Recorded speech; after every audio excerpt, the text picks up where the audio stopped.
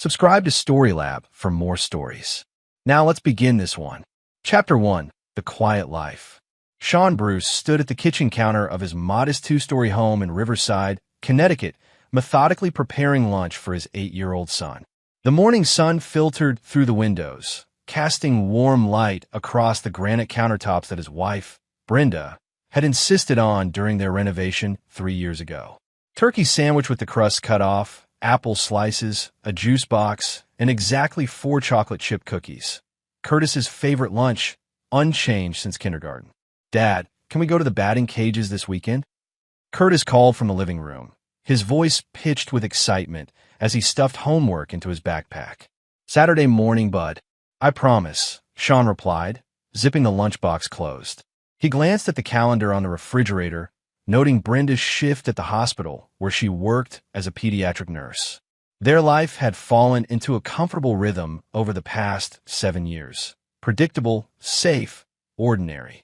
Exactly what Sean had wanted when he walked away from his previous life. The life where he'd been known by a different name. A code name that still occasionally haunted his dreams. Brenda descended the stairs, already in her scrubs, her auburn hair pulled back in a practical ponytail. At 42, she maintained the same athletic build she'd had when they met at a charity function 9 years ago. She knew Sean had worked for the government, something in intelligence analysis, as he'd vaguely described it. She didn't know about the 17 confirmed operations across 4 continents. She didn't know about the cartel compounds he'd reduced to ash, the trafficking networks he'd dismantled with surgical precision, or the nickname that had made him a legend in the clandestine services. "You're doing that thing again," Brenda said, touching his arm gently. Her green eyes studied his face with practiced concern. "What thing?" "That 1,000-yard stare. You've been doing it more lately." She squeezed his bicep. "Bad dreams again." Sean forced a smile, the same one he'd perfected over years of maintaining cover identities. "Just thinking about the Henderson account. Boring stuff." He'd transitioned to consulting work for a regional financial firm after leaving the agency. Legitimate consulting, nothing covert. The pay was adequate, the hours reasonable, and nobody tried to kill him. Most importantly, he could be present for Curtis's childhood in a way his own father, a career Marine, had never been for him. Curtis burst into the kitchen, superhero backpack slung over one shoulder, his dark hair, so much like Sean's, sticking up in 3 different directions despite Brenda's earlier efforts with a comb. He had his mother's green eyes and freckled nose, but Sean saw his own stubborn chin and the determined set of his jaw. "Ready for school, champ?" Sean knelt down to Curtis's level, straightening his collar. "Ready." Mrs. Lamb said, "We're starting our solar system project today. I want to do Jupiter because it has the most moons and—" "Breathe, Curtis," Brenda laughed. "You can tell Dad all about it tonight. The bus will be here in 5 minutes." Sean walked Curtis to the end of their tree-lined street, where 3 other children already waited with their parents. The morning air carried the scent of freshly cut grass and honeysuckle. Neighbors waved from their porches. A jogger passed by with a friendly nod. This was the American dream, the life Sean had fought to protect during his years in the field, now his own reality. The yellow school bus rounded the corner, its brakes hissing as it came to a stop. The door folded open, revealing the driver, an older woman named Mrs. Patterson who'd been driving this route for 15 years. "Morning, Mr. Bruce," she called cheerfully. "Morning, Mrs. Patterson." Sean watched Curtis climb the steps, the boy turning to wave one last time before disappearing into the bus's interior. As the bus pulled away, Sean felt the familiar phantom weight of the SIG Sauer P226 he used to carry in a shoulder holster under his jacket. He hadn't touched a weapon in 7 years. Hadn't needed to. That part of his life was over. He was wrong. Later that afternoon, Sean sat in his home office reviewing spreadsheets when his phone rang. The caller ID showed Riverside Elementary School. His stomach tightened. Middle of the day, calls from school were never good news. "Mr. Bruce." The voice belonged to Andrea Lamb, Curtis's teacher. Her normally cheerful tone was strained, uncertain. "I'm calling about Curtis. He wasn't on the bus this afternoon when it arrived at school." Sean's blood went cold. His hand gripped the phone so hard the case creaked. "What do you mean he wasn't on the bus?" Mrs. Patterson says he got on at your stop this morning, but when she did roll call at school, his seat was empty. We've checked everywhere. The nurse's office, the playground, even the bathrooms. Mr. Bruce, we can't find him. The words seemed to come from very far away. Sean's training kicked in automatically, his mind shifting into operational mode, even as panic tried to claw its way through his chest. Who else got off between my stop and the school? His voice was calm, controlled, the voice of someone used to managing crisis situations. No one. The bus went straight from your neighborhood to school. Mr. Bruce, I've already called the principal and she's contacted the police.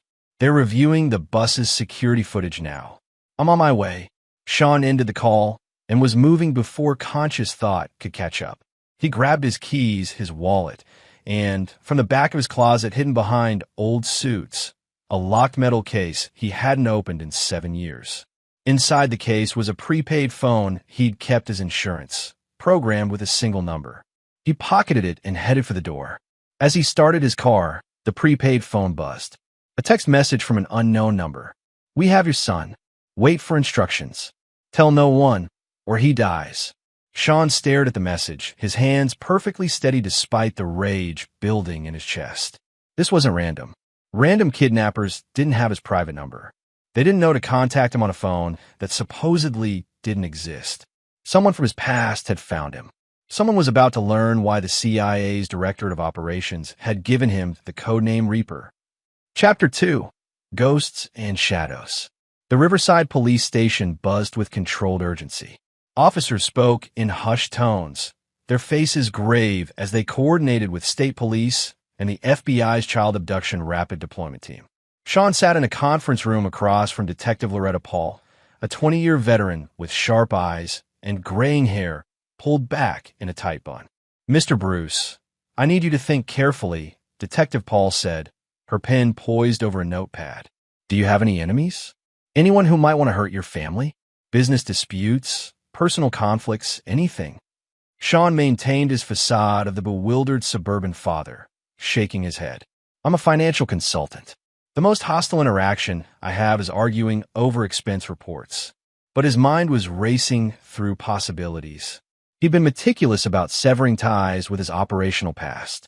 His agency records were sealed, his real identity buried under layers of classification. The few people who knew what he'd done had no reason to expose him, unless someone had pieced it together anyway. What about your wife's work? Detective Paul continued. Any problems at the hospital? Brenda's a nurse. She saves children's lives. Nobody would. Sean trailed off as his prepaid phone buzzed again in his pocket. He kept his expression neutral. May I use the restroom? In the bathroom stall, Sean read the new message. $10 million. Wire transfer instructions to follow. You have 48 hours. We know about your wife's shift schedule, your morning routine, the birthmark on Curtis's left shoulder. We've been watching. No police, or we sent it back in pieces. Attached was a photo, Curtis, alive but terrified, sitting in what appeared to be a concrete room. He was clutching his superhero backpack, tears streaking his face. Sean's hands shook with barely contained fury. He forced himself to breathe, to think tactically. The message confirmed his suspicion. This was professional. The surveillance, the timing, the confidence in their demands. These weren't amateurs. He pulled out the other phone, the one with the single program number, and sent a text. Need a ghost trace. Urgent. The reply came within 30 seconds. Still alive, old friend? Didn't think I'd hear from you again. Send the number. Gordon Hess had been Sean's handler during his final 3 years in operations. Now retired and living off the grid in Montana, Gordon maintained certain capabilities from his agency days. Capabilities that didn't officially exist. Sean forwarded the kidnapper's number and returned to the conference room. Detective Paul was speaking with an FBI agent, a young man in a crisp suit who looked barely old enough to drink. The agent turned to Sean with professional sympathy. Mr. Bruce, I'm Special Agent Neil Harris. I want you to know we're doing everything. Sean's primary phone rang. The screen showed an unknown number with a Connecticut area code. Detective Paul and Agent Harris leaned forward as Sean answered, putting it on speaker. Mr. Bruce. The voice was male, mid-30s, with a slight accent. Mexican, possibly border region. There was amusement in his tone, a cruel enjoyment. I assume you received our message and our photograph. Where's my son? Sean kept his voice level, channeling every ounce of his training to sound like a frightened civilian. Safe. For now. But his comfort depends on your cooperation. $10 million, Mr. Bruce. That's what a child's life is worth, wouldn't you say? Detective Paul was already signaling to another officer, mouthing "Trace it. Standard procedure." It wouldn't work. These people were too professional, but they had to try. I don't have that kind of money, Sean said. I'm a consultant. I have maybe $200,000 in savings and retirement accounts. I can get a home equity loan, maybe another $300,000. Don't insult me. The voice hardened. We know exactly who you are, Mr. Bruce. Or should I say, Reaper? The room went silent. Detective Paul's eyes widened. Agent Harris looked confused.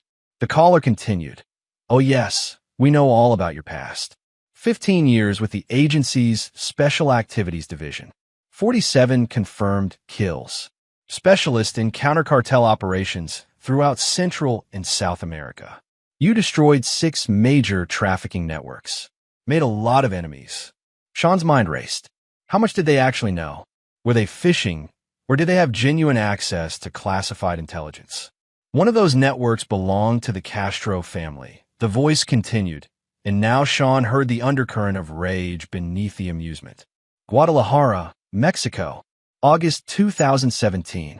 You remember that operation? My brother died in that compound. So did 23 of our soldiers. You burned everything. Our processing facilities, our distribution centers, our safe houses. Cost us $60 million and 3 years of rebuilding. Castro. The name triggered a cascade of memories. Operation Serpent's Tail.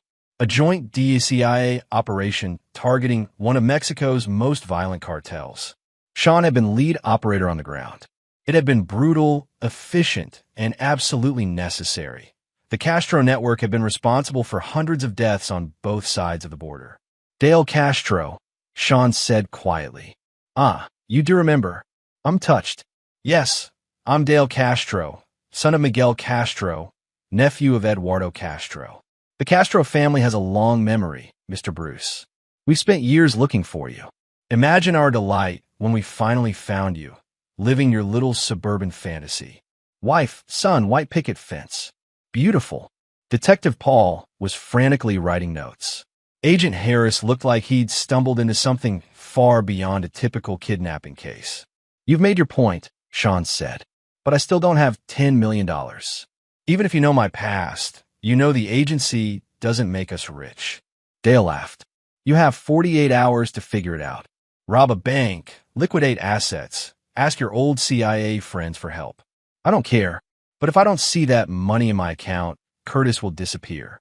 And I promise you, Mr. Bruce, his last hours will be educational. My brother suffered. Your son will too. Let me talk to him. No. Then how do I know he's still alive? That photo could be from this morning. A pause. Then rustling sounds, and Curtis's voice, small and frightened. Dad? Curtis, are you hurt? Have they? I'm scared, Dad. I want to come home. These men, they have guns and... The phone was jerked away. Dale's voice returned. Satisfied? 48 hours, Mr. Bruce. We'll be in touch with wire transfer instructions. Oh, and Mr. Bruce, we're watching your house. Your wife is scheduled to come home at 6:15 p.m. today, correct? She drives a silver Honda Accord, license plate 7BRX 443. She stops at the grocery store on Maple Street every Tuesday. It would be unfortunate if she had an accident. So please, don't do anything foolish. Just get our money. The line went dead. Detective Paul stared at Sean with new eyes. Mr. Bruce, you need to tell us everything. Right now. But Sean's prepaid phone buzzed. A text from Gordon. Traced to a burner, but triangulated general location before they bounced the signal. Farmington area, about 40 miles from you. Also found something interesting. Money transfers from Shell Company in Jalisco, Mexico, to a property management firm that owns 3 warehouses in Farmington. Sending addresses. Brother, if this is who I think it is, you're going to war. Call me. Sean stood abruptly. I need to make some calls. Get my wife to safety. Mr. Bruce, you can't. Agent Harris started. With all due respect, Agent Harris, you heard the man. They know the agency background. They know where I live, where my wife works. Your protocols won't help here. I need to handle this differently. You can't take the law into your own hands, Detective Paul said firmly. Sean met her gaze. Then you have 48 hours to find my son through proper channels. But detective, these aren't common criminals. They're cartel soldiers. They've been watching us for weeks, maybe months. They have resources, weapons, and experience in moving hostages across borders. Your task force is good, but it's not designed for this. He headed for the door. Detective Paul called after him. Where are you going? To protect my wife. Then to get my son back. We can't let you. Sean turned, and for just a moment, Detective Paul saw something in his eyes that made her step back. It wasn't anger or fear. It was something colder, more certain. The look of a man who had walked through darkness before and knew exactly how to navigate it. My son has been taken by people who torture for sport, Sean said quietly. People who've made it clear they'll hurt my family whether I cooperate or not. You can investigate, follow procedures, coordinate with federal agencies. But I will do whatever is necessary to bring Curtis home. Is that clear? He left before they could respond. In his car, Sean called Brenda on his regular phone. She answered on the first ring, her voice tight with panic. The school had already contacted her. Sean, oh God, they said Curtis is missing that he... Brenda, listen to me very carefully. Do not go home. Do not go anywhere predictable. I need you to call your sister Patricia and ask if you can stay with her for a few days. Right now. What? Sean, what's happening? The police said there's a kidnapping, that we need to... It's not random. He kept his voice gentle but firm. The people who took Curtis, they're from my past. From before we met. I can't explain everything now, but you're not safe at home. Please, trust me. Go to Patricia's in Vermont. I'll call you every 4 hours to prove I'm okay. But you need to move now. There was a long silence. Then, who are you? I'm your husband. I'm Curtis's father, and I'm someone who knows how to get him back. Please, Brenda. I've never lied to you about anything that matters. Trust me now. Okay. Her voice shook. Okay. But Sean, bring him home. I will. I promise you. He ended the call and immediately dialed Gordon's number. You've had a shitstorm, brother, Gordon said without preamble. Dale Castro is not playing around. He took over his family's operation after you turned his brother into fertilizer. Rumor is he's even more vicious than the old generation. Specializes in psychological torture. Likes to break people mentally before he kills them. Where is he? Based on the signal patterns and money flows, probably operating out of one of those Farmington warehouses. But Sean, here's the thing. Dale doesn't work alone. His lieutenant is a guy named Roberto Collier. Former Mexican Special Forces, turned merc, turned cartel enforcer. The man's a ghost. Very good at making people disappear. They've got at least a dozen soldiers with them, maybe more. I need intel packages on all of them. Everything you can pull, photos, known associates, weapon preferences, tactical patterns. Already compiling it. But Sean, even for you, this is borderline suicide. A dozen trained cartel operators? You've been a suburban dad for 7 years. You're rusty. Then I'll shake off the rust fast. Curtis doesn't have 48 hours. They're going to move him across the border as soon as they realize I'm not paying. I have maybe 24 hours, probably less. What's your play? Sean pulled into the parking lot of a storage facility on the outskirts of town. Unit 237, a space he'd rented 7 years ago and maintained ever since, just in case. Insurance against a day he'd hoped would never come. I'm going to give them exactly what they asked for, Sean said. A reminder of who I am. Chapter 3, Arsenal of the Reaper. The storage unit door rolled up with a metallic screech, revealing a space that looked like a small armory. Sean hadn't entered this 10 by 10 concrete box in 7 years, but everything remained exactly where he'd left it, preserved in climate-controlled darkness. Against the far wall stood a gun safe, military-grade steel with a biometric lock. On shelves sat plastic containers labeled with innocuous names, camping gear, winter clothes, old files, Contents that would send any curious person running to the nearest FBI office. In the corner, covered by a tarp, sat what looked like photography equipment cases. Sean's hands moved with muscle memory, opening the gun safe. Inside, 2 Glock 19s with suppressor-ready threaded barrels, a customized M4 carbine broken down into component parts, a Remington 700 sniper rifle, a tactical shotgun, and enough ammunition to fight a small war. Below the weapons sat flashbang grenades, smoke canisters, and, wrapped carefully in static-proof bags, electronic surveillance equipment that had been cutting-edge when he'd retired. His phone rang. "Gordon, got your intel package. Sending it encrypted to your old PGP email. Also, I made some calls. Pulled a few favors from people who still owe us. You remember Lester Ford? The equipment specialist from Fort Bragg? Retired now, runs a security consulting business out of New Hampshire. Totally legitimate, of course. He can get you anything you need with no paper trail. Already brief him on your situation. He's assembling a care package. Thermal imaging, breaching charges, tactical communications gear. Can have it to you by midnight. Tell him I appreciate it. Bill, on me. Call it a retirement gift. Besides, Dale Castro's organization has been expanding into cocaine trafficking through New England. Ford's got personal reasons to want them disrupted." Sean began assembling the M4, his hands moving through the practiced motions automatically. Click, slide, lock. The weapon came together like an old friend. "Gordon, I need something else." Dale made his opening move, grabbed Curtis to make a point, establish dominance. He's gonna expect me to panic, beg, maybe try to run. That's the civilian playbook. Instead, I need to hit him first, make him understand who he's dealing with. You thinking a demonstration? His organization is making money somehow. Dale didn't build this operation just for revenge. He's got business interests protecting him. Find him. I want to know every dollar he's moving, every property he owns, every soldier he's paying. Gordon was silent for a moment. You're going to dismantle his entire network in less than 48 hours. No. Sean loaded a magazine, the metallic snap satisfying and final. I'm going to destroy it. Completely. He wants to play psychological games? Let's play, but by my rules. Over the next hour, information flowed in. Gordon had called in favors across the intelligence community, retired analysts, former operators, even a couple of NSA contractors who owed him their lives from operations that officially never happened. The picture that emerged was comprehensive and damning. Dale Castro's operation in Connecticut wasn't just about revenge. It was a beachhead.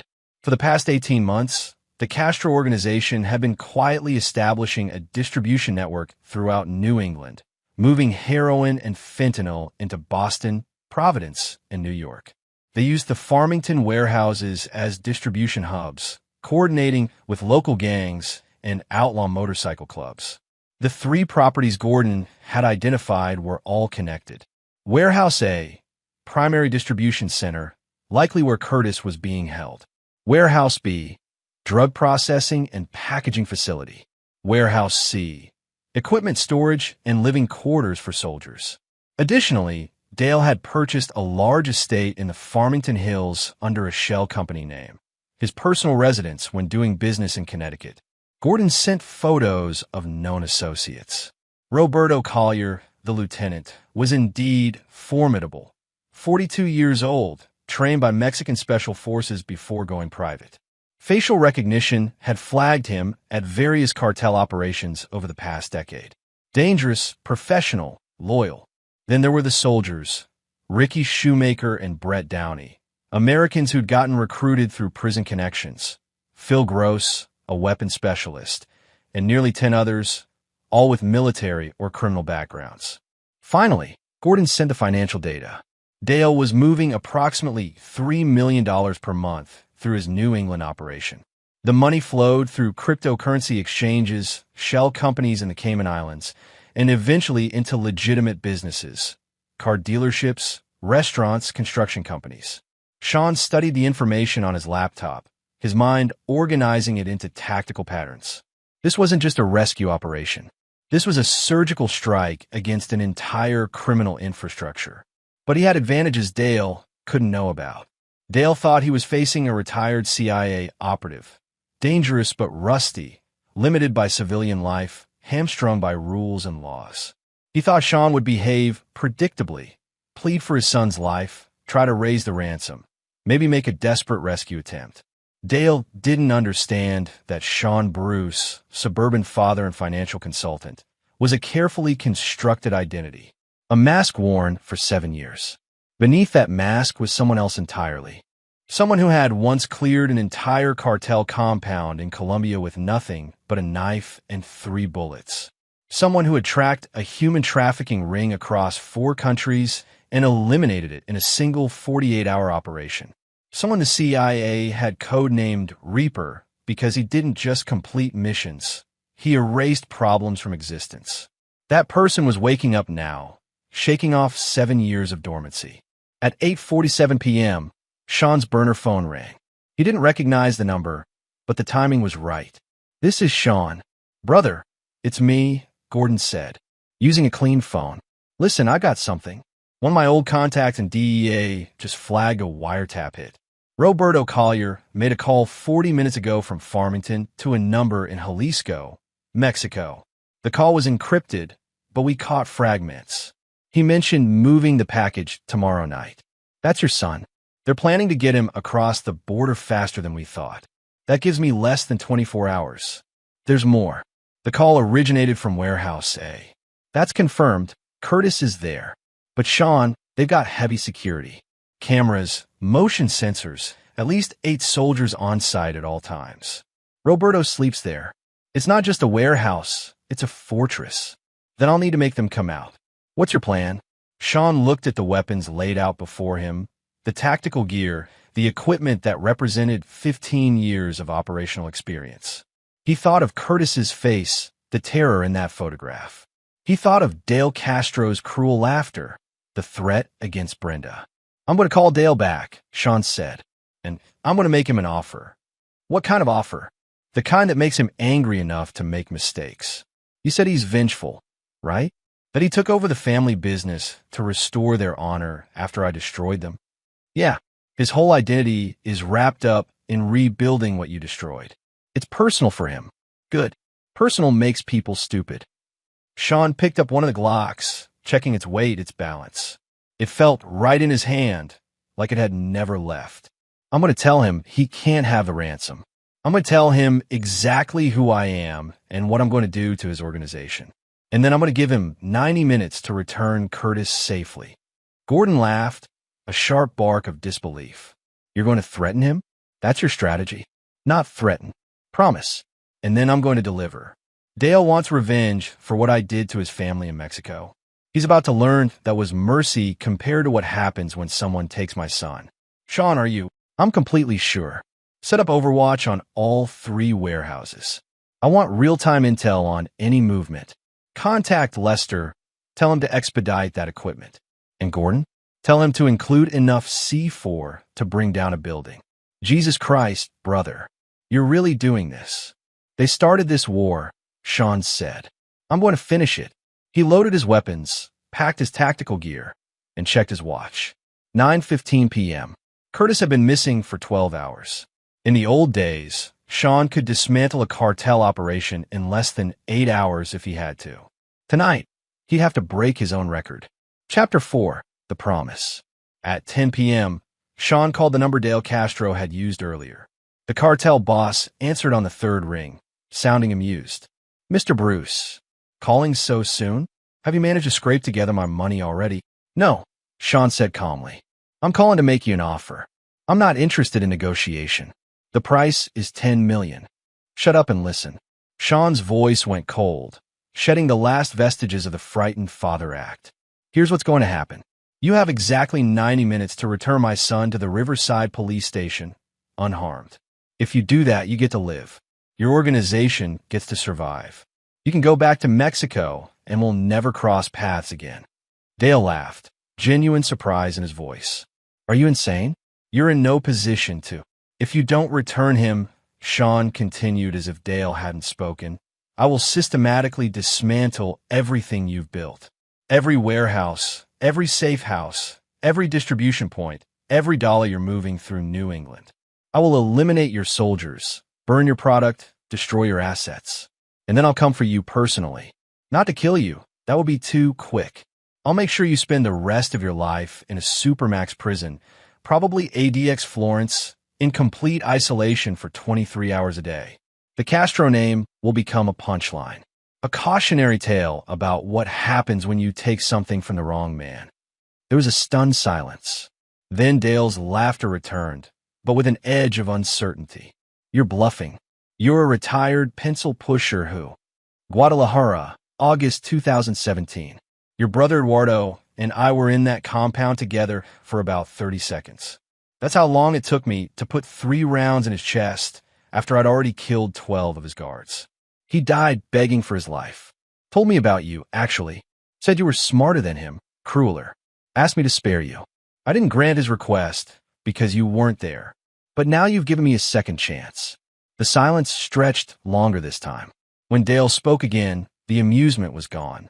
You think you can threaten me? You're one man. I have an army. I have your son.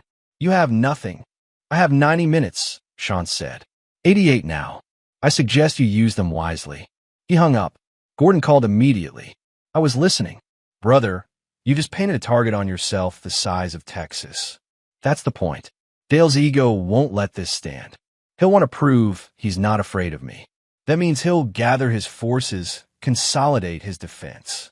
Makes them easier to find and harder for Curtis to get caught in the crossfire. Or he kills Curtis immediately to hurt you. No. Sean was already moving, loading gear into his car. He could have killed Curtis before I even knew he was taken.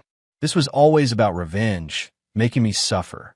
Killing Curtis without letting me fight for him would be unsatisfying. Dale wants to break me. That means keeping Curtis alive as long as possible. You're betting your son's life on that theory. I'm betting on reading Dale correctly. He's a narcissist with revenge fantasies. He wants his victory to be complete. That's his weakness. Sean drove to a dark, industrial area near the Farmington warehouses. Lester Ford's care package had been dead-dropped at a location Gordon had specified, an abandoned auto repair shop. Inside a toolbox marked with a specific symbol, Sean found everything he needed. Military-grade night vision goggles, thermal imaging binoculars, C4 plastic explosive with remote detonators, a compact drone with infrared camera, and a tactical communication system. Lester had included a note. Heard you were having a pest problem. This should help with the extermination. No charge, but you owe me a beer. L. Sean set up in an overwatch position on a hill overlooking the 3 warehouse properties. Through the thermal imaging binoculars, he could see heat signatures moving inside warehouse, at least 12 people, maybe more. One smaller signature remained stationary in what appeared to be a back room. Curtis. His phone buzzed. A text from an unknown number, Dale Castro. 90 minutes? I'll give you 90 seconds to regret that call. We're coming for your wife next. Then we'll send Curtis back to you one piece at a time. Attached was a photo. One of Dale's soldiers standing outside Brenda's sister's house in Vermont. They'd tracked her.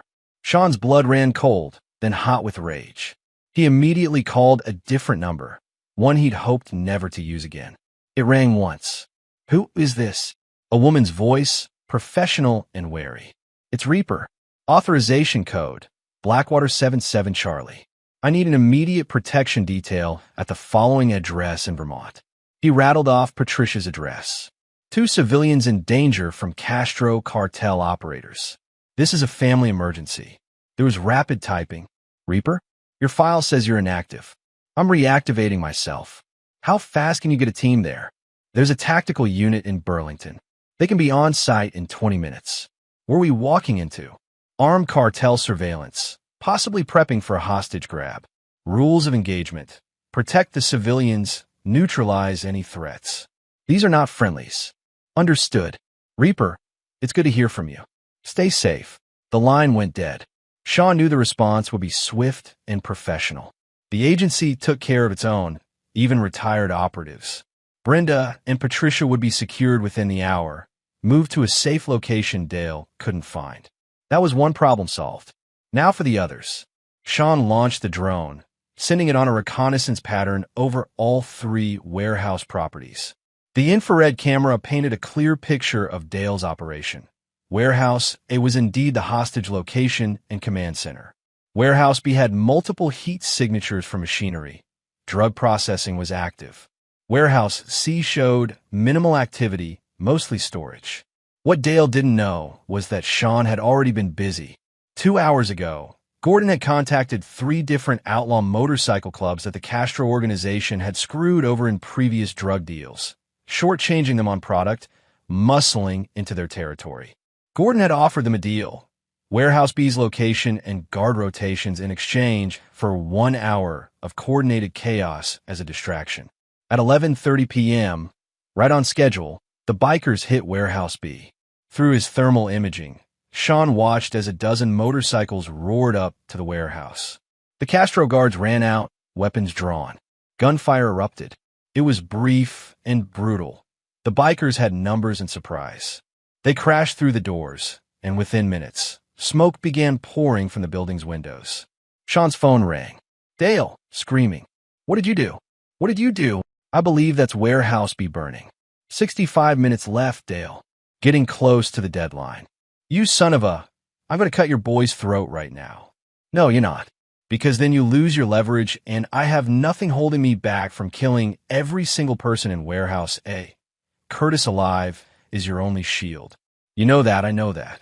Now you've got 2 choices. Cut your losses and return him, or watch me burn down everything else you have. Dale was breathing hard, the sound of sirens audible in the background on his end. Fire trucks and police were responding to the warehouse fire. This isn't over, Dale snarled. Roberto, double the guards on the package. I want every approach covered, and someone find out where his wife is. Already secured, Sean said. CIA protection detail. She's untouchable now. You're down to 1 warehouse and 1 hostage, Dale. 43 minutes. He ended the call. Gordon's voice came through his earpiece. That was Cole, brother. Also brilliant. The police are swarming Warehouse B. Dale's going to lose all his product, and 3 of his guards are in custody. Local cops are calling it a gang war. What's the movement at Warehouse A? Lots of activity. They're fortifying positions, setting up defensive perimeters. But here's the thing, they're not moving Curtis. Roberto's keeping him exactly where he is. They think the building is their stronghold. It's not. What's your next move? Sean checked his watch. 11:47 p.m. I'm going to show them that fortified positions only work if you see the threat coming. Chapter 5, Infiltration. Sean approached Warehouse A from the north, using a drainage ditch and natural cover to stay invisible to the sentries. He'd done this type of infiltration dozens of times during his operational years. Urban warfare, hostile territory, overwhelming odds. The muscle memory returned like breathing. 2 guards stood at the north entrance, smoking cigarettes, their AK-47s slung casually over their shoulders. Sloppy. They were alert for frontal assaults, vehicle approaches, maybe a police raid. They weren't expecting a single operator to appear silently from the shadows. Sean had foregone firearms for this initial approach. Gunshots would alert the entire building. Instead, he carried a suppressed .22 pistol for emergency use and a combat knife. 7 inches of black steel, honed to a razor edge. He waited for the guards to separate slightly, one checking his phone, the other looking toward the main gate. Then he moved. The first guard barely had time to register movement before Sean's arm locked around his throat, cutting off blood flow to the brain. The man struggled for 3 seconds, then went limp. Sean eased him to the ground silently. The second guard turned just as Sean's knife found the gap between his ribs. The man's eyes widened in shock, then glazed over. Sean caught him as he fell, lowering him quietly. 2 down, 10 to 12 more inside. Gordon's voice crackled in his earpiece. You're insane. You know that, right? You've mentioned it. Sean dragged both bodies into the drainage ditch, out of sight. He stripped one guard's radio and earpiece, listening to the cartel's communications. Spanish, mostly guard rotations, status checks, complaints about the cold. The warehouse had been a legitimate distribution center once. Now it had been converted into a fortress. Reinforced doors, cameras at every entrance, motion sensors on the perimeter. But Sean knew something about fortresses. They were designed to keep threats out, not to stop someone who was already inside. He found a service entrance on the east side, hidden behind stacked pallets. The door was locked, but the lock was old, mechanical. Sean had it open in 30 seconds with a tension wrench and pick. He slipped inside, closing the door behind him. The interior was industrial. Concrete floors, high ceilings with exposed ductwork, rows of shipping containers and crates providing cover. Sean moved through the shadows, his night vision goggles turning everything into shades of green. He could hear voices, guards talking near what looked like an office area converted into a command center. Through a doorway, he spotted Roberto Collier. The lieutenant was exactly as his file described. 40s, muscular build, buzzed hair, facial scar running from his left temple to his jaw. He was barking orders at two younger soldiers, pointing at a map of the property. Double patrols on the south perimeter. If this gringo is stupid enough to try something, we'll cut him down before he gets close. The boss wants him alive, but I'm not taking chances. Shoot to wound if you see him. Sean filed that information away. Dale wanted him captured, not killed. That was exploitable. He moved deeper into the warehouse, following the layout Gordon had provided from blueprints. The back section had been converted into crude living quarters, a few rooms with cots, a kitchenette, and what appeared to be a fortified room with a heavy steel door. That's where Curtis would be. Two guards stood outside that door, young men with gang tattoos and nervous energy. They kept checking their phones, glancing around, clearly spooked by the news of Warehouse B's destruction. Sean circled around, using the stacked containers for cover. He found a high vantage point on top of a shipping container that gave him a clear view of the entire back section. From here, he could see Curtis's door, the guards, and the approaches from the main warehouse area. He checked his watch, 12:15 a.m. 75 minutes since he'd given Dale the ultimatum. Time to accelerate the timeline. Sean pulled out the C4 charges Lester had provided. He'd already scouted the warehouse's support structure. 5 key load-bearing pillars held up the entire north section. Shaped charges on 3 of them would bring down that section of the building without collapsing the area where Curtis was held. Over the next 20 minutes, moving like a ghost through the shadows, Sean placed his charges. The cartel guards never saw him, never heard him. He was a whisper in the dark, a presence they couldn't detect. As he placed the final charge, his earpiece crackled with urgent Spanish. One of the guards had found the bodies outside. Alarm rippled through the warehouse. Roberto's voice cut through the chatter. Everyone on high alert. Reaper is here. Pairs, stay in pairs. Search every corner. Sean smiled grimly. Let them search. He was already gone. He returned to his overwatch position on the hill, the detonator in his hand. Through his thermal imaging, he could see the chaos inside warehouse, a heat signatures rushing around, consolidating into defensive clusters. Roberto was smart, pulling everyone back to the command center and Curtis's room, creating a layered defense. Smart, but predictable. Sean's phone rang. Dale, I know you're in here, Dale snarled. Roberto found your bodies. You think you're clever? We've got your son surrounded by 8 armed men. You make one move, we start hurting him. You hearing me, Reaper?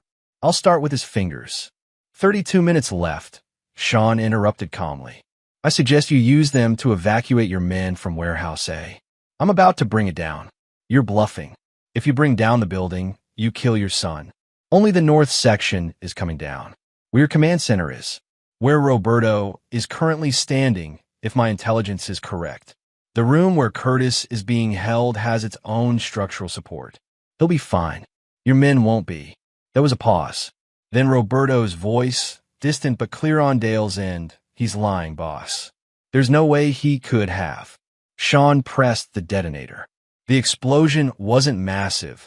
He'd carefully calibrated the charges for structural collapse, not maximum destruction. But it was effective. The north wall of Warehouse A buckled, then fell inward with a tremendous crash. Dust and debris billowed into the night sky. Alarms wailed. Men screamed. Through his thermal imaging, Sean saw the heat signatures in the north section disappear under rubble. Others were fleeing, running out of the building in panic.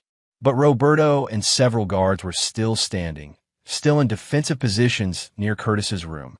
The southern section of the warehouse remained intact, just as Sean had planned.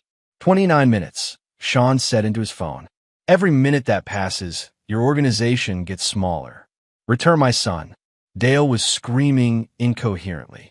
Sean hung up and started moving toward the warehouse. It was time for the direct approach. Chapter 6, No Mercy. Smoke and dust clouded the warehouse as Sean entered through the gap his explosion had created. Emergency lighting cast eerie shadows across the rubble. He moved with his suppressed M4 carbine raised, finger on the trigger, each step calculated and deliberate. A guard stumbled out of the smoke, coughing disoriented. He raised his weapon, but Sean was faster. 2 suppressed shots to the chest. The guard fell without a sound. Another appeared, firing wildly. Sean dropped behind a concrete pillar as bullets sparked off metal. He waited for the firing to pause. Reload. He'd bet anything. Then swung around and put a single round through the guard's throat. The man crumpled. He's inside. Southeast section, someone yelled in Spanish. Sean had already moved, ghosting through the wreckage toward Curtis's location. For more guards appeared, moving in tactical formation. Roberto had trained them well. But training didn't replace experience. Sean tossed a flashbang grenade into their midst. The concussive blast and blinding light sent them reeling. Sean moved through them like a scythe through wheat. 4 shots for targets down. He was already reloading before the last body hit the ground. His earpiece crackled. Brother, you've got reinforcements coming. Dale's calling in everyone from his estate and warehouse C. Maybe 15 more soldiers heading your way. Let them come. They'll just get in my way. Sean reached the fortified room where Curtis was being held. The heavy steel door was locked from the outside. 2 guards posted. One was Phil Gross, the weapons specialist, a heavy-set man with a scarred face and cold eyes. The other was younger, maybe 25, looking terrified. They saw Sean approaching and opened fire. Sean dropped into a slide, his M4 barking twice. The young guard went down immediately. Phil Gross managed to duck behind cover, returning fire with disciplined bursts. Roberto, Reaper's at the package. Phil shouted into his radio. Sean circled, using the debris for cover. Phil was good, keeping his head down, firing controlled shots, not panicking. But he was alone, and Sean was patient. You don't have to die tonight, Sean called out. Walk away. I'm only here for my son. Can't do that, man, Phil replied, his voice surprisingly calm. Roberto pays my salary. Got a reputation to maintain. Respect that. But I'm still going to kill you. We'll see. Phil popped up, firing a burst exactly where Sean had been a moment before. But Sean had anticipated it, moved left, and now had a clean shot. His M4 spoke once. Phil's weapon clattered to the floor, followed by his body. Sean moved to the steel door. It was locked with a heavy deadbolt and padlock. He pulled a small-shaped charge from his vest, just enough to blow the lock without harming anyone inside, and stepped back. The explosion was sharp and brief. The door swung open. Curtis sat in the corner of the small concrete room, his hands bound with zip ties, his superhero backpack clutched to his chest. His face was streaked with tears and dirt, but his eyes widened when he saw Sean. Dad! Sean was across the room in 3 strides, cutting Curtis's bonds with his knife, pulling his son into a fierce embrace. I've got you, buddy. I've got you. Are you hurt? They didn't hurt me.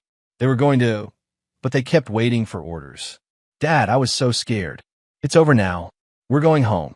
But it wasn't over. Sean heard footsteps, multiple sets, moving fast. Roberto's voice echoed through the warehouse. Surround that room. He's got nowhere to go. Sean pulled Curtis behind him, his M4 covering the doorway. His mind raced through options. The direct route was blocked, but there was always another way out. You just had to find it. Curtis, I need you to trust me completely, okay? Whatever I say, whatever I do, you follow my instructions exactly. Can you do that? Curtis nodded, his small jaw set with determination. So much like Sean at that age. Through his earpiece, Gordon's urgent voice. Brother, you're surrounded. Roberto's got 10 men in a perimeter around your position. The reinforcements from Warehouse C just arrived, another dozen. You can't fight your way through that many. I'm not going to fight through them, Sean replied quietly. I'm going to go around. He looked up. The warehouse ceiling was 20 feet above, with exposed ductwork and support beams running the length of the building. Fire suppression pipes crisscrossed overhead. Can you climb? Sean asked Curtis. The boy nodded. Good. Stay close to me. Sean fired his grappling hook, another piece of gear from Lester's package, into the support beams above. The line held. He secured Curtis to his back with a quick-release harness, then began climbing. Curtis wrapped his arms around Sean's neck, trusting completely. They reached the ductwork just as Roberto and his soldiers burst into the room below. Sean and Curtis were already moving across the beams, hidden in the shadows 30 feet above the warehouse floor. Where the hell did they go? Roberto's voice, frustrated and angry. Maybe through the back wall, someone suggested. Check it. Check everything. Sean and Curtis moved silently across the beams, heading toward the south wall, where Sean had seen an emergency exit. Below them, chaos reigned as Roberto's men searched frantically. But none of them thought to look up. They were 20 feet from the exit when Curtis's backpack, the superhero one he'd been clutching, slipped from his grasp and fell. It tumbled through the air and landed with a soft thump on the concrete below. Everyone froze, heads tilted up. Flashlight beams swept the ceiling. There, someone shouted, pointing. Gunfire erupted, bullets pinging off metal beams. Sean shielded Curtis with his body, moving faster now, speed more important than stealth. He dropped a smoke grenade, obscuring their position. Keep your head down, Curtis. Almost there. They reached the south wall. Sean kicked out an exhaust vent, creating an opening. He lowered Curtis through first, then followed, dropping 10 feet to the ground outside. They landed in a loading area, empty except for a few parked trucks. But Roberto was smart. He'd anticipated this move. 5 soldiers emerged from the trucks, weapons raised. Going somewhere, Reaper? Roberto stepped out from behind them, a pistol aimed directly at Sean's head. You're good. I'll give you that. Better than I expected. But you're not getting out of here with that boy. Sean's M4 was aimed at Roberto. Mexican standoff. Curtis pressed against his side, trembling. Last chance, Sean said. I walk away with my son. You get to live. Fight me, and everyone here dies. Roberto smiled, a cold expression that didn't reach his eyes. Big talk for a man surrounded by. The shot came from the darkness, a single suppressed rifle round that took out Roberto's left knee. The lieutenant screamed and went down. His soldiers spun, confused, searching for the new threat. Gordon's voice in Sean's earpiece. Sorry I'm late to the party. Couldn't let you have all the fun. Sean didn't waste the opportunity. He moved with blinding speed, 3 shots, 3 guards down. The other 2 tried to run, but Gordon's rifle spoke twice more from his hidden position. They fell. Only Roberto remained, clutching his shattered knee, his pistol forgotten on the ground. Sean approached him slowly, keeping Curtis behind him. Where's Dale? Sean asked quietly. Roberto laughed through his pain. You think he's stupid enough to be here? He's at his estate, 15 miles away, watching all this on surveillance cameras. He knew you'd come. This was always a trap, Reaper. Just not the kind you expected. What are you talking about? The police are coming.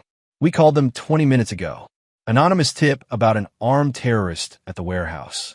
You destroyed property, killed nearly a dozen men. You think you're the hero? You're going to prison. Dale gets his revenge either way. Your son grows up with his father behind bars. Sean heard the sirens then, distant but approaching fast. Gordon's voice was urgent. Brother, we need to move. Now. But Sean stood his ground, looking down at Roberto. You're wrong about one thing. Dale doesn't get his revenge. Not tonight. He raised his M4, but Curtis grabbed his arm. Dad, don't. Please. Let's just go home. Sean looked at his son, 8 years old, terrified, traumatized, but still seeing his father as a hero, not a killer. In that moment, something shifted inside him. The Reaper would have put a bullet in Roberto without hesitation. But Sean Bruce, father and husband, made a different choice. He lowered his weapon. "You're right, Curtis. Let's go home." They ran. Chapter 7. The hunt continues.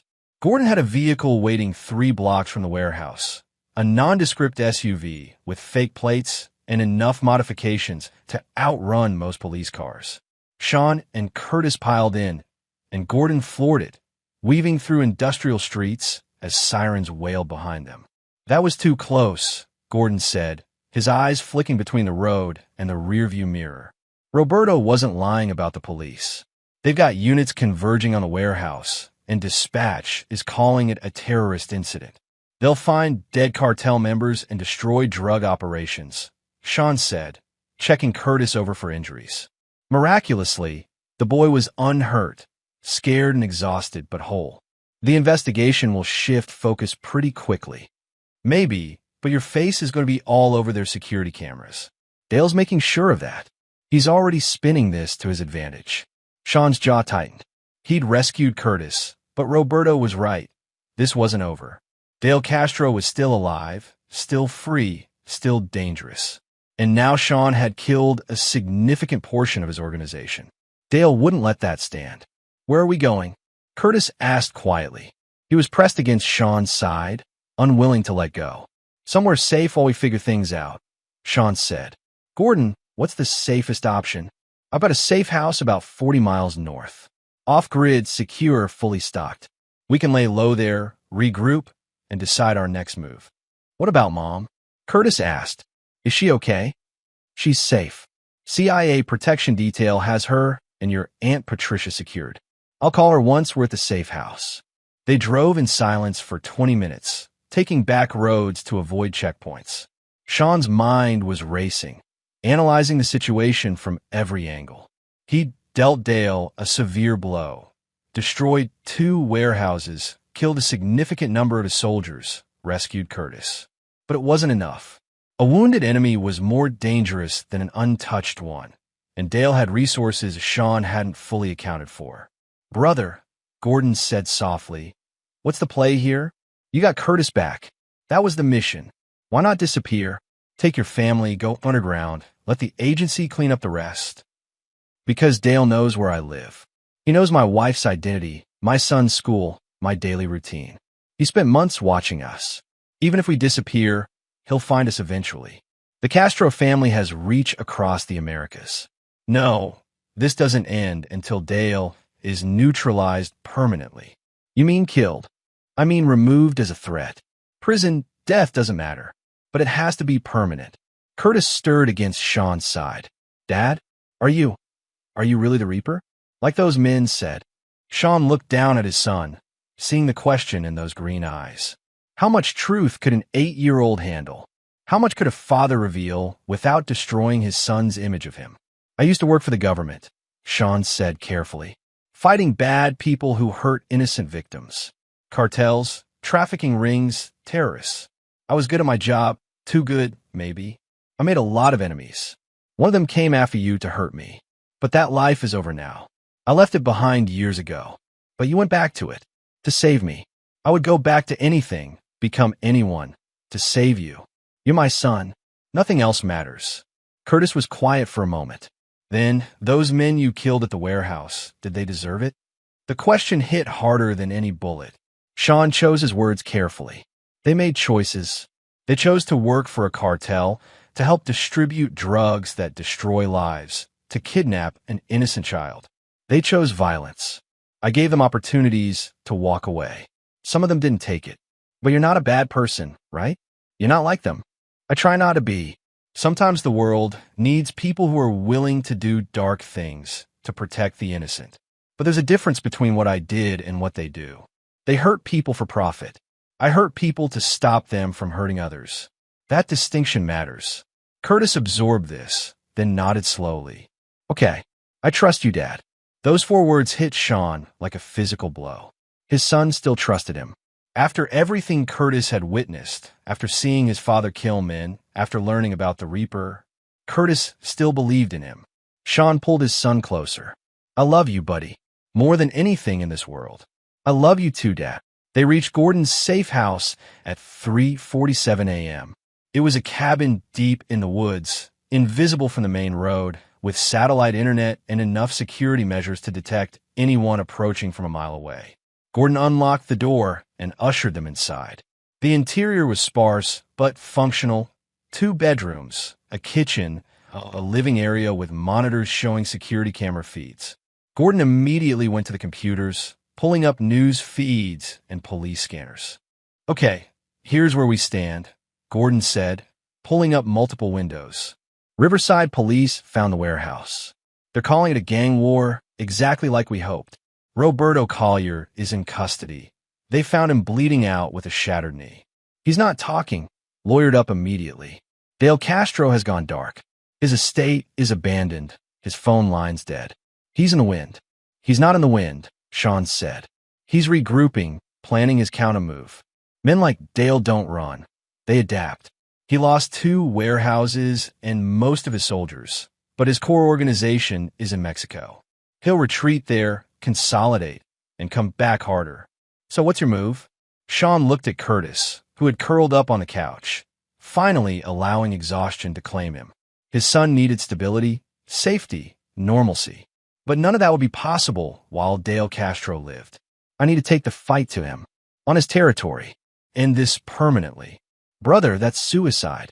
Dale's base in Jalisco is a fortress.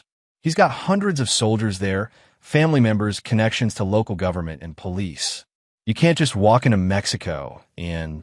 "I'm not walking in. I'm calling in every favor I've earned over 15 years. DEA, CIA, Mexican military units that owe us. I'm going to coordinate a strike that leaves Dale Castro with nowhere to hide." Gordon stared at him. "You're talking about an operation. A real, boots-on-the-ground, multi-agency operation. That takes weeks to plan, approval from multiple directors, congressional oversight. Then I have a phone call to make." Sean pulled out his encrypted phone and dialed a number he hadn't called in 8 years. It rang twice. A woman's voice answered. "This is Verna." "Who's calling?" "Verna Avery. It's been a long time." A sharp intake of breath. "Reaper? Is that really you? I need a favor. A big one." Chapter 8. Allies and Assets. Verna Avery was now Deputy Director of the CIA's Directorate of Operations, one of the most powerful positions in American intelligence. She'd been Sean's supervisor during his last 5 years in the field, had personally overseen some of his most complex operations. More importantly, she owed him her life. Sean had extracted her from a blown operation in Syria when no one else would risk the mission. "I heard about the situation with your son," Verna said without preamble. "I'm sorry you're going through this. But Sean, you can't ask what I think you're about to ask. Dale Castro is on Mexican soil now. We can't just authorize an operation, even if it's framed correctly. Dale's organization is trafficking fentanyl into the United States at unprecedented levels. His network is responsible for hundreds of American deaths. His kidnapping of Curtis was across state lines. This isn't just personal, it's national security. Even so, we need Mexican cooperation. The local government in Jalisco is compromised by cartel money. They'll warn Dale the moment we request assistance. Then we don't request assistance from the locals. We go directly to the Mexican military's special forces, the FES. Their commander, Cody Wiley, worked with me on Operation Serpent's Tail. He hates the Castro family as much as I do. They killed 3 of his men during a raid 2 years ago." Verna was quiet for a long moment. "You've thought this through." "I've done nothing but think it through since Dale took my son. I need 3 things from you. Satellite reconnaissance of Dale's compound, a tactical liaison to coordinate with Mexican special forces, and authorization to participate in the operation as an agency consultant." "Participate? Sean, you're retired. You have no official status. If something goes wrong, then I was a rogue operative acting on his own. The agency has deniability. But Verna, Dale Castro took my son to hurt me because of operations I conducted under your authority with your approval. The agency bears responsibility here. Help me finish this." Another long pause. "Then, I'll see what I can do. But Sean, if I authorize this, it's off books. Deep black. No oversight, no paper trail. If you're captured, the agency can't acknowledge you." "Understood. How long until you can get me intelligence? 48 hours. I'll have to route the request through back channels to avoid suspicion. But I'll get you what you need. Thank you, Verna. Don't thank me yet. You're going after a cartel on their home territory. The survival rate for operations like this is not encouraging. Sean glanced at Curtis, sleeping peacefully for the first time in 24 hours. I'm already living on borrowed time. Dale made this personal. Now I'm making it permanent. He ended the call and turned to Gordon, who had been listening with increasing disbelief. You're serious about this, Gordon said. Completely. Are you in? Brother, I'm 62 years old. My knees creak when I stand up. I can't run more than half a mile, and I need reading glasses. I'm not exactly Special Forces material anymore. I don't need you in the field. I need you coordinating intelligence, running Overwatch, managing communications. The cerebral work. You were always better at that anyway. Gordon shook his head, but there was a smile tugging at his lips. You know what? Why the hell not? One last operation. What's the worst that could happen? We both die horribly, Sean said drily. Well, when you put it that way. Over the next 48 hours, Sean made his preparations. He called Brenda and explained, as much as he could, what was happening. She'd been briefed by the CIA protection detail, knew Curtis was safe, but hearing Sean's voice made it real. You're going after them, she said. It wasn't a question. I have to. They won't stop otherwise. Dale made that clear. And if you don't come back? Sean was silent. It was a real possibility, one he'd been avoiding thinking about. If I don't come back, Curtis needs to know I died protecting him. Not as the Reaper, not as some covert operative. As his father who loved him more than anything. Jesus, Sean. Brenda's voice broke. I married a financial consultant. A boring, steady guy who made bad jokes and forgot to take out the trash. Now you're telling me you're flying to Mexico to fight a cartel. I was always this person, Brenda. I just stopped being him for a while. But I'd do it all again. The lies, the hidden past, everything, because those lies gave me you and Curtis. You're the best things that ever happened to me. Come back to us. Whatever it takes, however you have to do it, just come back. I will. I promise. It was a promise he hoped he could keep. Verna delivered as promised. Satellite intelligence showed Dale's compound in the mountains outside Guadalajara, a fortified hacienda with high walls, armed guards, and multiple buildings. The estate had been the Castro family for 3 generations, built like a medieval fortress.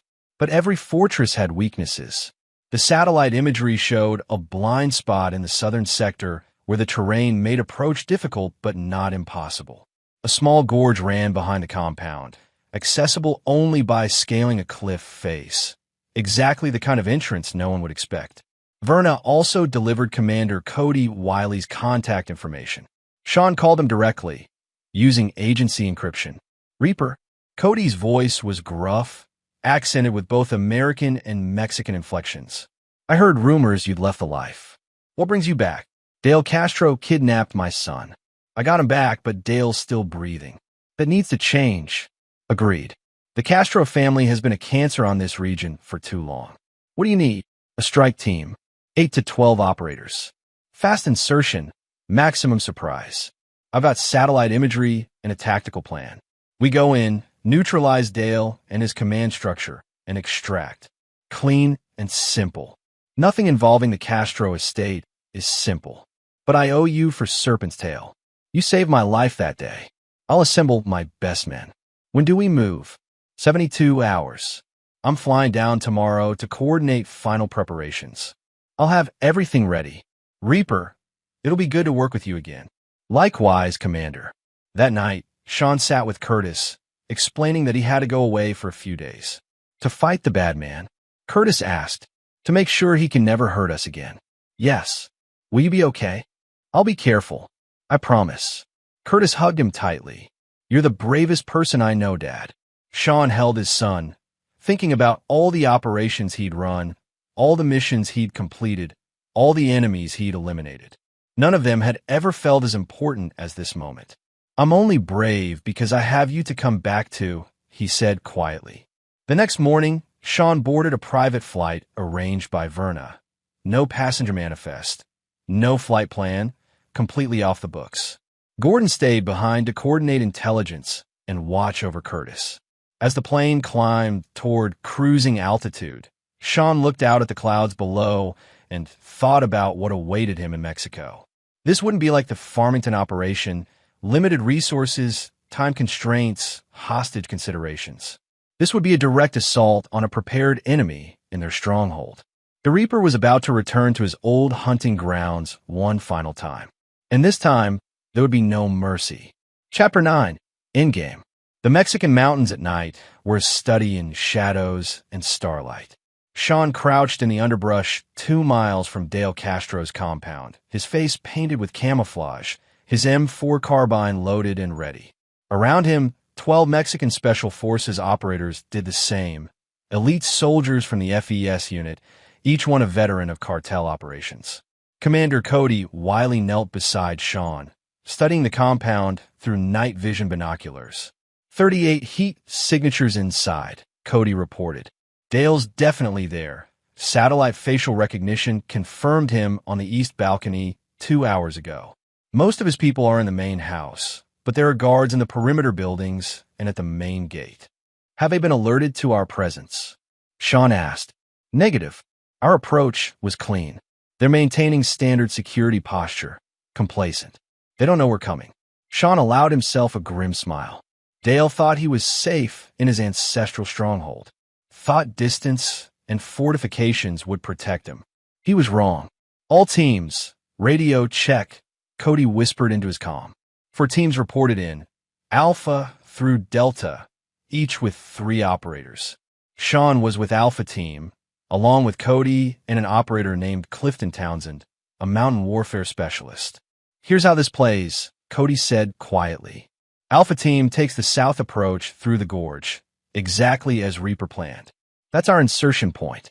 Once we're inside the perimeter, Bravo and Charlie teams hit the main gate and north wall simultaneously. Maximum noise and confusion. Delta Team positions as Overwatch on the ridge, takes out any runners.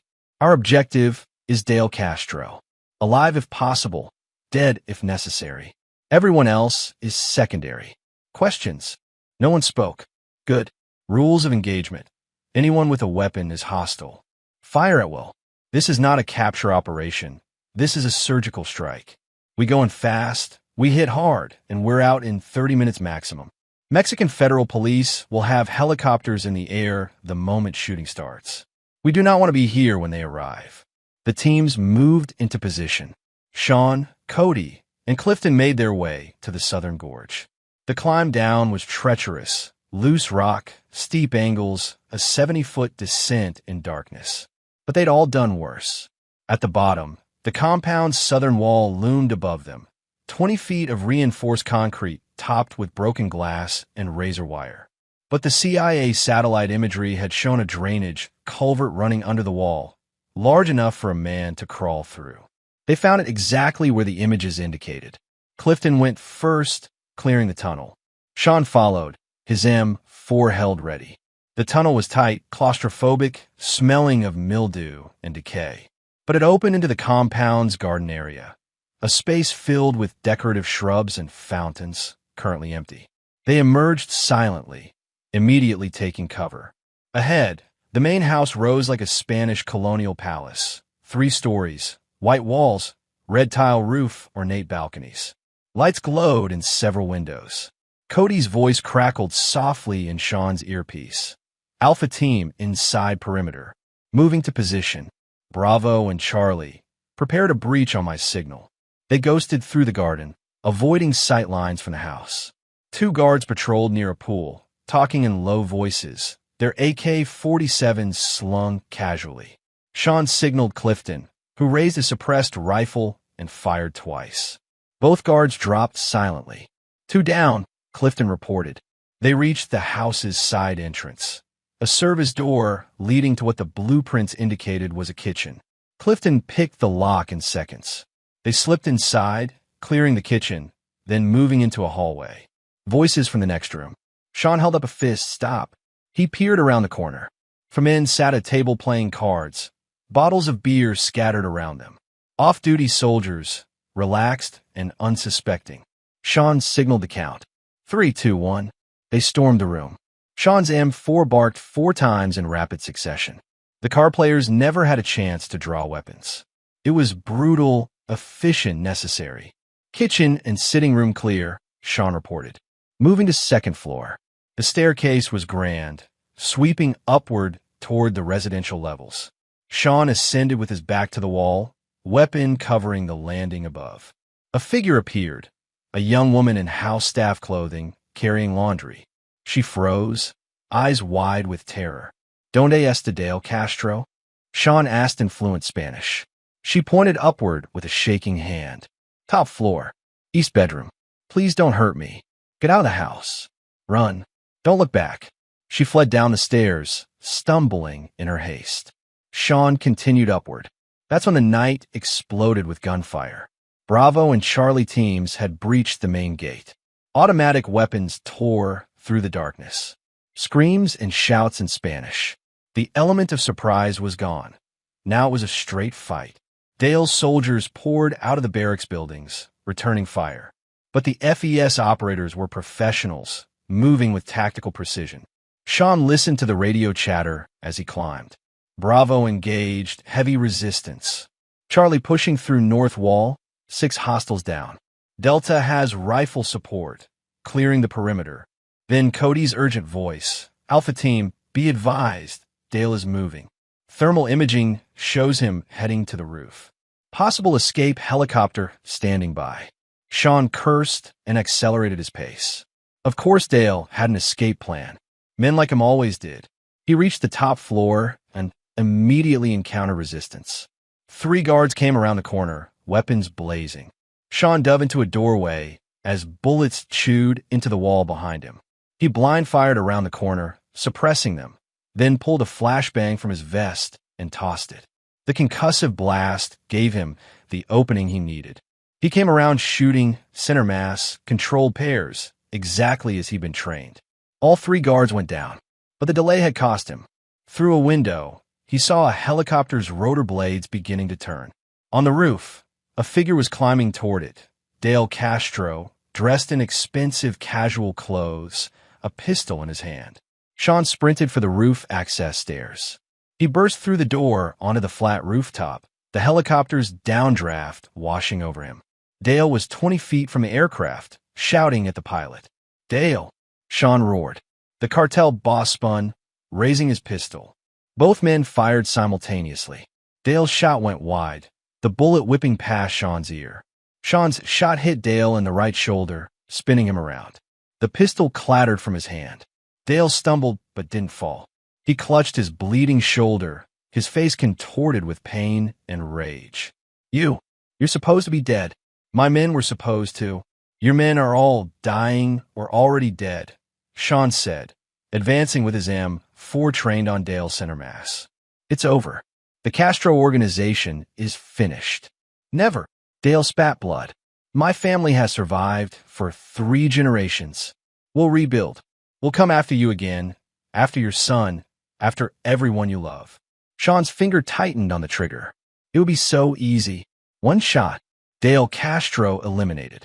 The threat ended permanently. But then he thought about Curtis's question. "You're not a bad person, right?" He thought about the promise he'd made to Brenda. Just come back. He thought about who he wanted to be. Not the Reaper, but Sean Bruce. Father, husband, protector. "You're going to prison," Sean said, lowering his weapon slightly. "ADX Florence, in isolation, exactly like I promised. The FES has enough evidence to put you away for multiple lifetimes. You'll spend the rest of your days in a concrete box, knowing you failed. Knowing I beat you." Dale's face twisted with fury. "I'd rather die than." He lunged for the pistol on the ground. Sean fired instinctively. Not a kill shot, but a stopping shot. The bullet shattered Dale's left knee, dropping him to the rooftop screaming. Cody burst through the door, his team behind him. Helicopter pilot is surrendering. Compound is secured. Sean looked down at Dale Castro, writhing in pain on the blood-stained rooftop. 15 years ago, in that compound in Guadalajara, Sean had killed Dale's brother Eduardo. The cycle of violence had continued, escalating, until it had touched Sean's innocent son. But it ended tonight. Not with more death, but with justice. Secure the prisoner, Sean said, and call in. Tell Mexican authorities they've got the biggest cartel arrest in 5 years. As the FES operators zip-tied Dale and called for medical evacuation, Sean walked to the roof's edge and looked out at the Mexican mountains. Below, the compound was littered with dead and surrendering cartel members. Fire burned in 2 of the barracks buildings. The Castro family stronghold had fallen. His encrypted phone buzzed. "Gordon, brother, I'm getting reports of a major operation in Jalisco. Please tell me you're alive." "Alive. Mission accomplished. Dale's in custody. Thank God. Curtis is fine, by the way. Been asking about you every hour." "What should I tell him?" Sean thought for a moment. "Tell him I'm coming home." 72 hours later, Sean Bruce walked through the door of his Connecticut home. Brenda and Curtis were waiting, and the reunion was everything he'd fought for. Tears, hugs, relief. The official story, as reported by media outlets, was that a joint Mexican military operation had dismantled the Castro cartel, resulting in multiple arrests, including crime boss Dale Castro. The operation had been years in planning, coordinated by international law enforcement, a triumph of interagency cooperation. Sean Bruce's name appeared nowhere in any report. The Reaper remained a classified legend, a ghost in the machine. Dale Castro was extradited to the United States, where he faced federal charges for kidnapping, drug trafficking, and murder. His lawyers fought extradition to ADX Florence, but lost. The last Sean heard, Dale was indeed spending 23 hours a day in isolation, exactly as promised. Roberto Collier, Dale's lieutenant, took a plea deal. In exchange for testimony against the remaining Castro organization members, he received 25 years in federal prison. Phil Gross and the other surviving soldiers faced similar sentences. Life slowly returned to normal, or as normal as it could be after everything that had happened. Curtis returned to school, though he saw a therapist twice a week to process the trauma. Brenda took a leave of absence from the hospital to be home more. And Sean went back to his consulting job, his suburban routine, his carefully constructed civilian life. But he kept the storage unit, kept the encrypted phone, kept the skills sharp. Just in case. Because he'd learned an important lesson. You could leave the life, but the life never truly left you. One evening, 3 months after the operation, Curtis found Sean in his home office, staring at his computer screen. "Dad, you okay?" Sean looked up, smiling. "Yeah, buddy. Just thinking. About Mexico. About how lucky I am. I got a second chance that a lot of people don't get. I got to save my son, protect my family, and come home. Not many fathers can say that." Curtis climbed into Sean's lap, still small enough, though growing fast. "Are there other bad guys out there? Like Dale?" "Unfortunately, yes. The world has a lot of darkness in it. And if they come after us again..." Sean wrapped his arms around his son, holding him close. "Then I'll do exactly what I did before. Protect you. With everything I have. But Curtis, I need you to understand something important." "What?" "I'm not the Reaper. That was a name other people gave me for a job I used to do. I'm your father. That's my real identity. That's who I choose to be. Everything else, all the skills, all the experience, all the danger, that's just tools I have to protect what matters. You and your mother. You're my mission now. The only mission that counts." Curtis hugged him tighter. "I'm glad you're my dad. I'm glad you're my son." Outside, the sun was setting over their quiet neighborhood. Children played in yards. Neighbors waved to each other. Life continued, peaceful and ordinary. But in his home office, Sean Bruce, former CIA operative, retired soldier, dedicated father, kept watch. Because the world was dangerous, and sometimes it took someone who'd walk through the darkness to keep the lights safe. The Reaper had been retired, but a father's protection? That was forever. This is where our story comes to an end. Share your thoughts in the comments section. Thanks for your precious time. If you enjoyed this story, then please make sure you subscribe to this channel. That would help me a lot. Click on the video you see on the screen, and I will see you there.